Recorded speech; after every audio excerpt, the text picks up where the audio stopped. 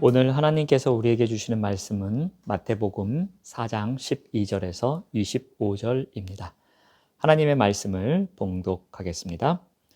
예수께서 요한이 잡혔음을 들으시고 갈릴리로 물러가셨다가 나사렛을 떠나 스불론과 납달리 지경 해변에 있는 가버나움에 가서 사시니 이는 선지자 이사야를 통하여 하신 말씀을 이루려 하심이라 일렀으되 스불론 땅과 납달리 땅과 요단강 저편 해변길과 이방의 갈릴리여 흑암에 앉은 백성이 큰 빛을 보았고 사망의 땅과 그늘에 앉은 자들에게 빛이 빛이었도다 하였느니라. 이때부터 예수께서 비로소 전파하여 이르시되 회개하라 천국이 가까이 왔느니라 하시더라. 갈릴리 해변에 다니시다가 두 형제 곧 베드로라 하는 시몬과 그의 형제 안드레가 바다에 금을 던지는 것을 보시니 그들은 어부라. 말씀하시되 나를 따라오라. 내가 너희를 사람을 낚는 어부가 되게 하리라 하시니 그들이 곧 그물을 버려두고 예수를 따르니라. 거기서 더 가시다가 다른 두 형제 곧 세베대의 아들 야고보와 그의 형제 요한이 그의 아버지 세베대와 함께 배에서 금을 깁는 것을 보시고 부르시니 그들이 곧 배와 아버지를 버려두고 예수를 따르니라. 예수께서 온 갈릴리에 두루 다니사 그들의 회당에서 가르치시며 천국 복음을 전파하시며 백성 중에 모든 병과 모든 약한 것을 고치시니 그의 소문이 온 수리아에 퍼진지라. 사람들이 모든 앓는 자 곧 각종 병에 걸려서 고통당하는 자, 귀신 들린 자, 간질하는 자, 중풍병자들을 데려오니 그들을 고치시더라. 갈릴리와 데가볼리와 예루살렘과 유대와 요단강 건너편에서 수많은 무리가 따르니라. 아멘. 오늘은 사역이 시작되다라는 제목으로 함께 말씀을 나누겠습니다. 예수님의 세례와 광야 시험은 공생애를 위한 준비 단계였습니다. 마태 기자는 4장 12절부터 예수님의 공생애를 본격적으로 그려나갑니다. 헤롯 왕의 죽음 이후 헤롯 왕의 아들들이 분봉왕이 되어 이스라엘 땅을 지배합니다. 그중 갈릴리와 요단강 동쪽 베레아 지역을 다스린 분봉왕이 헤롯 안티파스입니다. 바로 이 헤롯 안티파스에게 세례 요한이 잡혀갑니다. 예수님은 요한이 잡혔음을 들으시고 갈릴리로 물러가셨다가 가버나움으로 이동합니다. 이 이야기가 마태복음 4장 12절에서 13절에 나옵니다. 예수께서 요한이 잡혔음을 들으시고 갈릴리로 물러가셨다가 나사렛을 떠나서 가버나움에 가셨다라고 합니다. 그러니까 마태 기자는 신중하게 지리적 장면을 언급합니다. 예수님의 고향인 나사렛을 이야기하고요. 예수님의 활동 근거지인 가버나움을 이야기합니다. 마태 기자는 메시아의 사역이 예루살렘이 아니라 이러한 도시를 담고 있는 갈릴리에서 시작되었음을 나타냅니다. 이를 위해 마태 기자는 신학적 의의를 두며 이사야의 예언을 인용합니다. 그 내용이 15절에서 16절에 나옵니다. 이방의 갈릴리여 흑암에 앉은 백성이 큰 빛을 보았고 사망의 땅과 그늘에 앉은 자들에게 빛이 빛이었도다 하였느니라. 당시 갈릴리는 이스라엘 땅 중에서 비옥하고 인구가 많으며 생산성이 높은 지역이었습니다. 또한 서쪽으로는 베니게, 북쪽으로 또 동쪽으로는 수리아, 남쪽으로는 사마리아와 접해 있어서 이방인들과의 교류가 활발했습니다. 그리고 그만큼 이방인들도 많이 거주하고 있었습니다. 자, 이것은 15절에 이방인의 갈릴리라는 표현을 통해서도 알 수 있습니다. 이 지역에 비이스라엘 출신들이 많이 살고 있었습니다. 이것은 역사적인 배경도 있습니다. 갈릴리 거주민들은 주전 732년 아수르의 침공으로 포로로 끌려갔고요. 외국인들로 갈릴리의 인구가 채워진 일이 있었습니다. 그래서 이 남쪽의 유대인들은 갈릴리 지역의 거주민들이 혼합된 것으로 생각했습니다. 예루살렘의 유대인들은 인종이 섞인 갈릴리 지역 주민들을 무시하곤 했습니다. 그런데 예수님의 메시아 사역은 바로 이곳에서 시작됩니다. 예수님의 활동으로 어둠에 앉은 백성들이 큰 빛을 볼 수 있는 곳, 죽음의 지역과 그늘에 있는 자들에게 빛이 떠오르게 됩니다. 그래서 17절을 보시면 이때부터 예수께서 비로소 전파하여 이르시되 회개하라 천국이 가까이 왔느니라 라고 말씀을 선포하십니다. 이제 많은 사람들이 예수님의 말씀을 들을 때가 왔습니다. 예수님은 이때부터 전파하십니다. 하나님 나라와 회개에 대한 메시지로 세례 요한이 선포한 것과 동일한 메시지를 선포하십니다. 선지자 요한의 체포와 함께 메시아 예수님을 통한 새 시대가 이제 시작됩니다. 옛 시대가 가고 새 시대가 도래한 것입니다. 회개의 세례를 베풀 선지자는 사라졌지만 용서와 회복의 나라를 가져올 새로운 메시아가 도래한 것입니다. 그런데 이 일이 예루살렘을 중심으로 시작되지 않고 변방 갈릴리에서 시작됩니다. 이방의 갈릴리에서 빛이 비치기 시작한 것입니다. 예수님은 가버나움을 사역의 중심지로 삼으시고 하나님 나라의 시작을 선포하십니다. 그런데 이때 필요한 것이 있었습니다.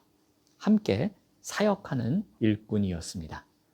예수님은 함께 하나님 나라를 위해서 사역할 일꾼을 세우십니다.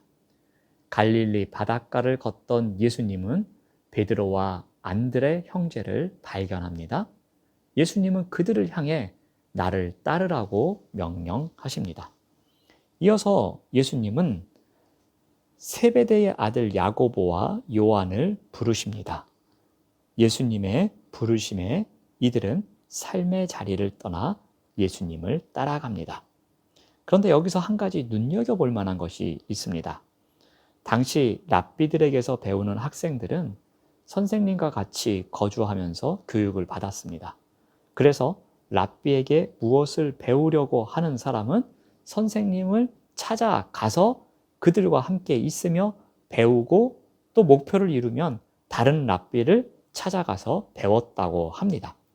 자, 그런데 예수님은 달랐습니다. 예수님은 삶의 현장을 찾아오셔서 어부들을 제자로 부르신 것입니다. 이런 점에서 부르심은 예수님께서 시작한 주도적인 사역이었습니다. 그런데 그들의 모습과 신분은 비천합니다. 예수님께 그러한 조건은 중요한 것이 아니었습니다. 어떠한 조건도 제약이 되지를 않습니다. 중요한 것은 손수 삶의 현장까지 찾아가 그들을 부르셨고 그들 인생의 주인이 되어 주시는 그 순간을 받아들이는지 아닌지를 보는 것이었습니다. 즉 부르심에 순종하는지만 지켜보십니다. 하나님 나라의 일꾼의 자격은 다른 조건이 중요치 않습니다. 다만 그 나라를 위해 부르심의 자리에서 순종하겠다는 믿음이 최우선의 조건입니다. 예수님으로부터 시작된 하나님 나라는 이제 확장되고 전파됩니다. 그런데 예수님께서 전파하시는 하나님 나라는 말의 잔치에만 끝나지 않습니다. 예수님의 3대 사역을 통해서 전파됩니다. 우리 4장 23절 말씀을 보시면 예수께서 온 갈릴리에 두루 다니사 그들의 회당에서 가르치시며 천국 복음을 전파하시며 백성 중에 모든 병과 모든 약한 것을 고치시니. 역사가인 요세푸스의 기록에 의하면 예수님 당시 갈릴리에는 200여 개의 성읍이 있었다고 합니다. 또한 이곳에 300만 정도의 인구가 살고 있었다고 합니다. 따라서 예수님께서 갈릴리 온 지역을 지속적이고 반복적으로 다니시면서 사역을 하시는 일은 결코 쉬운 일은 아니었을 겁니다. 이 넓은 곳에서 다양한 사역을 하시기 위해서 부지런히 다녔을 것입니다. 그런 가운데 예수님께서는 3대 사역을 하십니다. 가전고, 즉 가르치고 전파하고 고치시는 사역을 합니다. 예수님은 회당에서 가르치셨습니다. 교훈적인 가르침을 베푸셨다라는 말입니다. 성경을 쉽게 풀어서 실천적인 교훈을 가르치셨습니다. 또한 천국 복음을 전파하셨습니다. 즉 회개와 회복을 선포하시고 하나님 나라가 도래했음을 전파하는 삶을 사셨습니다. 또한 병과 약한 자를 고치셨습니다. 육신의 병과 영혼의 병을 고치시고요. 병과 약한 자를 고치시는 사역을 통해서 기름 부은 자, 즉 메시아가 이 땅에 도래하면 어떠한 회복이 일어나는지를 보여주는 삶을 살아내십니다. 그래서 24절에 보면 그의 소문이 온 수리아까지 퍼졌다라고 이야기할 정도입니다. 예수님은 말로만 사역하지 않으셨습니다. 가르침을 통해 귀로 듣게 하셨고요. 천국 복음을 전파하며 사람들이 눈으로 볼 수 있도록 하셨습니다. 또한 치유를 통해서 몸을 경험하게 하시는 사역을 하게 됩니다. 그래서 생명이 살아나는 역동적인 구원을 맛보게 하셨습니다. 이 땅에서 하나님 나라의 백성됨의 맛을 알게 하십니다. 하나님 나라에 대해서 더 이상 관념적인 나라가 아닌 일상의 나라가 임한 것을 알리시고 전파하셨습니다.